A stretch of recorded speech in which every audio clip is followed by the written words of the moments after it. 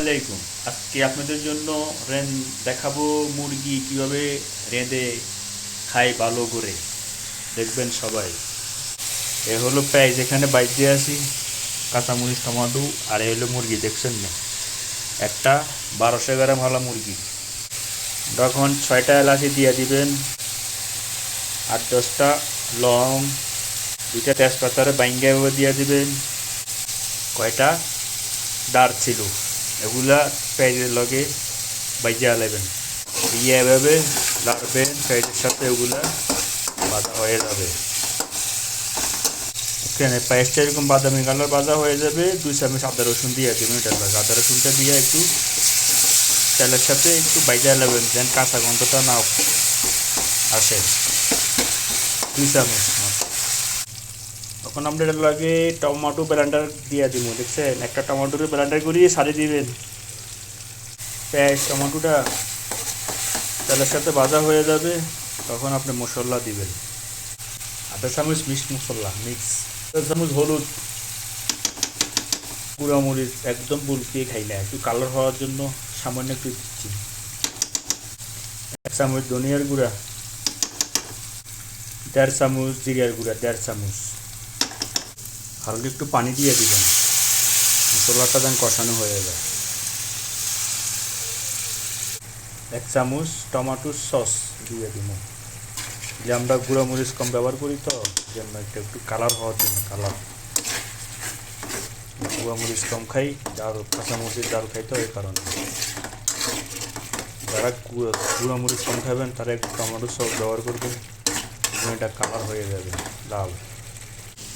মশলাটা কিন্তু এখন লাড়ার মধ্যে রাখবেন, কারণ যেন লেগে না যায়। যদি আপনার পোড়া যায় তাহলে পোড়া গন্ধ ছুটবে। তখন তেলটা না আয়রন পর্যন্ত মশলাটা এরকম লাড়তে থাকবে।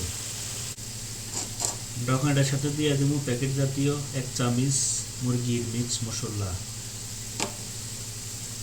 দেখছেন, 1 চামচ দিয়ে দেবেন এরকম। অন্য মশলাটা কষাবেন পরে এটা 1 চামচ দেবেন, তখন আপনার ফ্লেভারটা ভালো আসবে। মশলা দিয়ে, মুরগির মশলাটা দিয়ে এটা একটু লাড়বে, এখন নিচে যেন না লেগে যায়। মশলাটা ভালো করে কষে তারপর মুখটা দিয়ে দেবেন। দেখছেন কালারটা, গুঁড়া মরিচ এত কম দিয়ে কালারটা কেন আসছে জানেন? এই টমেটোর সসটা দেওয়া নেই। দেখছেন, যখন মশলা থেকে এভাবে তেলগুলো বাইরে দিব, আপনার মশলাটা কষানো হয়ে গেছে। আমরা এখন মোরগটা দিয়ে দিব।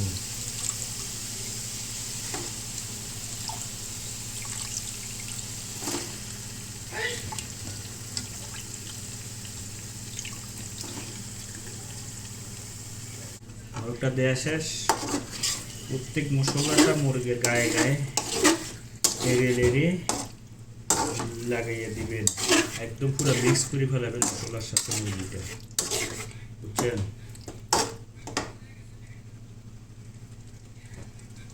এবার পুরো মিক্স করে আলাই আপনি ঢাকনাটা দিয়ে দিবেন, যেন পানিটা বাইরে হয়ে যাবে মুরগির থেকে।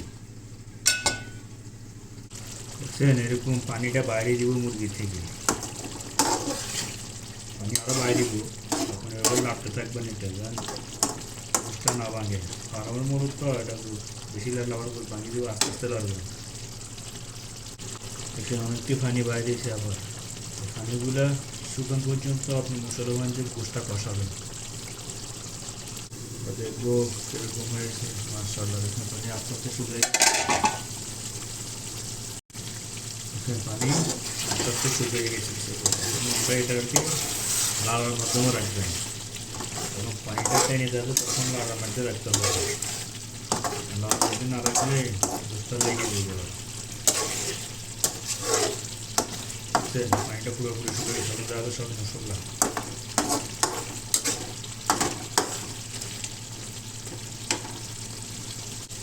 তখন পরিমাণ মতন লবণ দিয়ে দিব।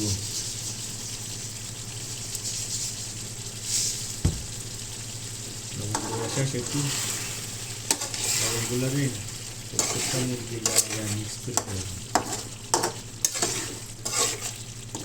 মিক্স করে দেবেন বাস। দেখছেন মুরগির গায়ের থেকে তেলগুলো বাইরে গেছে, আর একটু হবে, হওয়ার পরে ওটা শেষ। পুরো তেলগুলো একটু বাইরে, তখন ওটা মুরগি হয়ে যাবে। দেখছেন আমাদের মোরগ তরকারিটা হয়ে গেছে, দেখছেন নি? এভাবে তেল বাড়িয়ে দিব ছাড়ো ছেড়ে, তখন বুঝবেন আপনার মোরগটা হয়ে গেছে। এই দেখেন এভাবে যখন আপনার মোরগ গোষ্ঠী এরকম ফেটে যাবে, এটা হয়ে গেছে। এভাবে ফাঁকাবেন, যেভাবে যাবে মশলা দিছি এভাবে মশলা দিয়ে পাকায় খাবেন ভাই, অনেক স্বাদ লাগবে খাইতে। এই ভিডিওটা সবার দেখবেন, দেখি সবার কাছে পৌঁছায় দিবেন। আসসালামু আলাইকুম।